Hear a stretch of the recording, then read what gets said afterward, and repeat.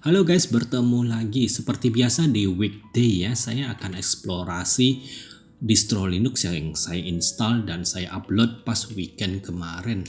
Kali ini kita ada di KOS ya. Ini adalah sebuah distro yang sangat cantik. Dekat dengan developernya KDE dan mirip Arch Linux menggunakan sudo pacman. Nah, seperti video saya minggu lalu, saya tuh kesulitan menginstal program NeoFet dan FastFet di KOS ini.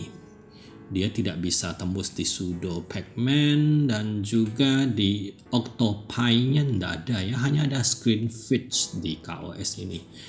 Sehingga saya mempunyai ide bagaimana kalau saya itu menggunakan ChatGPT untuk membantu saya membuat sebuah program NeoFet yang sederhana menggunakan coding di Python ya. Mari kita eksekusi. Ini adalah prompt saya. Create simple NeoFet code using Python that display 1.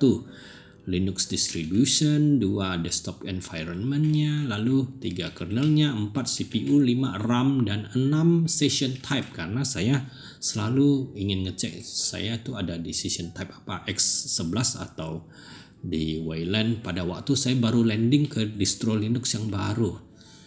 Nah, kadang-kadang ada distro Linux yang sangat susah diinstal sebuah program ya, dan saya cap dia distro yang ribet.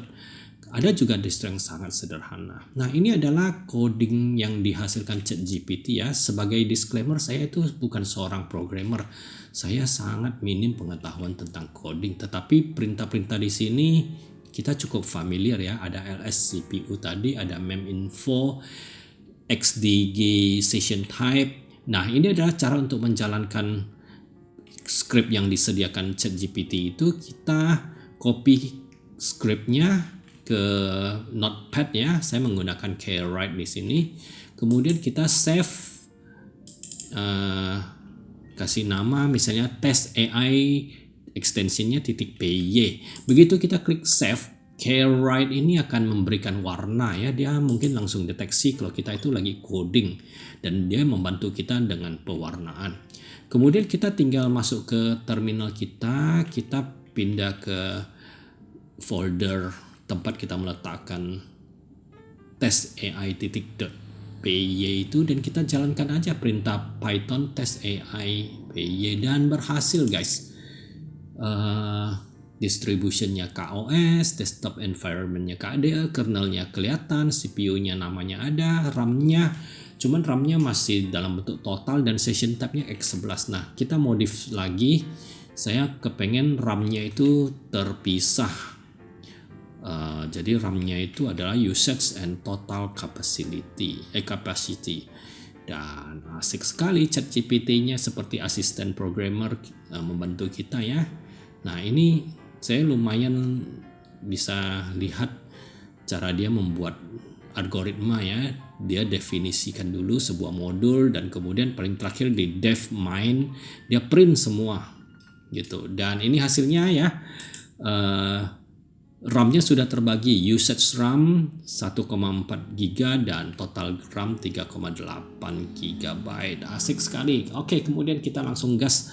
Kita perbanyak request kita ya. Ada Windows Manager saya tambahkan, ada screen resolution saya tambahkan ya. Ini videonya saya percepat gitu. Dan sebagai seorang yang kalau ingin belajar programmer, ChatGPT ini sangat bagus. Oke. Sudah mulai ada error ya. WM control, WM CTRL-nya itu tidak bisa ditemukan. Itu harus diinstal sepertinya ya. Nanti beberapa menit lagi saya akan tahu jawabannya. Nah, di sini saya setelah mencari-cari ya, saya mau bantu dia dengan prompt using OS environment ya. OS get environment. Dan kita update script kita, lalu kita jalankan. Oke, sudah berjalan Windows Manager-nya, tetapi ini pasti salah. Karena yang satu KDE, dia Windows Manager-nya adalah Plasma X11. Seharusnya Windows Manager-nya itu adalah KWin ya, KDE Win Managers. Yang lain sudah berjalan dengan aman. Baik, kita kesampingkan dulu window manager ini. Saya mau kita sampai di bagian mempercantik ya tampilan. Jadi satu, kita sudah menginsert dua line, kemudian display mungil fetch. Saya sudah mulai memberikan nama ke program ini ya. Namanya tuh mungil fetch dengan warna yang lebih cakep. Oke, nah itu sudah terlihat printingnya itu sudah terbagi ya. Saya minta dia itu bagian labelnya ada warna lain. Nah, cantik sekali. Sudah cantik ya. Nah, mungil fetch ada titlenya, kemudian setiap label berwarna biru dan ada boldnya sebenarnya cetak tebal, cuman di override sama settingan di konsol ini tidak terlihat ya. Oke, window manager-nya masih salah ya. Nanti saya akan perbaiki. Oke, terakhir saya mau tambahkan insert to line lagi di bagian terakhir dan saya tambahkan footnote by www YouTube Historical Linux in gray dan blinking font. Jadi hurufnya berkedap-kedip menunjukkan kredit saya yang membuat prompt AI-nya ya, bukan programmer. Kita hanya menyuruh ChatGPT untuk membuatkan kita program. Mari kita jalankan dan berhasil. Oke, sudah sampai di sini saja. Saya mau perbaiki Windows Manager, output dari Windows Manager-nya ya. Nah, saya akan searching dulu. Oh ya, saya mau ganti nama scriptnya menjadi mungil fetch. Ya, ini paten nih, trademark kita. Oke, saya tanya langsung what is the Python code to view window manager in desktop environment. Yang pertama memakai wmctr, tadi tidak berhasil ya, error. Yang kedua menggunakan export. Nah, saya langsung mengcopy paste yang pilihan kedua. Nah, ini yang ada yang pertama sudah saya nonaktifkan ya, saya kasih tanda crash. Dan ini sudah saya copy paste satu modul get Windows Manager menggunakan export tadi. Dan tadi saya sudah tes sih. Nah, cuman sekarang saya mau tes lagi yang sudah dalam posisi copy paste ke script yang tadi.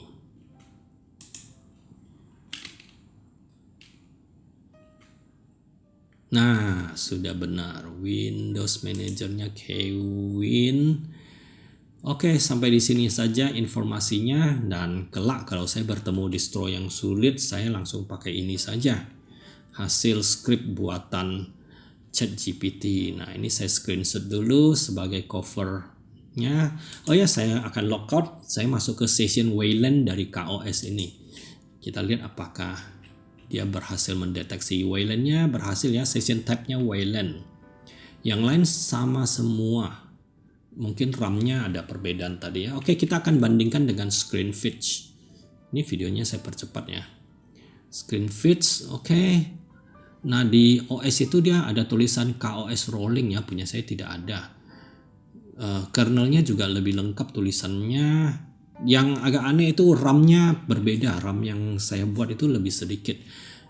Dan yang di screen fetch lebih banyak RAM yang terpakai. Nah, saya mau pinjam laptop tetangga ya. Ini di Ubuntu.